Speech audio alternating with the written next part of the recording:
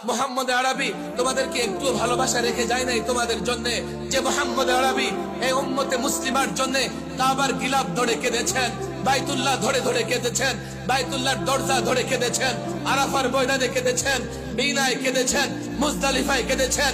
যে মুহাম্মদ আরবির হাউজে কাউসার থেকে পানি পান না করলে হাসরের ময়দানে তোমার তৃষ্ণা নিবারণ হবে না। মুহাম্মদ আরবি ইন্তিকালের আগেও উম্মতি উম্মতি বলে চিৎকার করেছেন, হে যুবকেরা আমার অপরাধ কি? আমি তো সেই মুহাম্মদ আরবির আদর্শের কথাই বলি। আমার অপরাধ কি? আমি তো মুহাম্মদ আরবির সুন্নাহর কথা বলি। তোমরা যদি অ্যারিস্টটলের ডেমোক্রেসির কথা বলতে পারো, কার্ল মার্কস লেনিনের সোশ্যালিজমের কথা বলতে পারো, জ্যাকবের ধর্মনিরপেক্ষতার কথা বলতে পারো, আমি কেন মুহাম্মদ আরবির কথা বলতে পারবো না? হাতে ধরি পায়ে ধরি তোমাদের সঙ্গে সমঝোতা হোক। আমি ইসলাম চাই, ইসলাম মেনে দুনিয়ার কল্যাণ চাই, আখিরাতের মুক্তি চাই। যদি সমঝোতা না হয় আমি ইসলামের কথা বলে ইসলাম প্রতিষ্ঠা করতে চাই।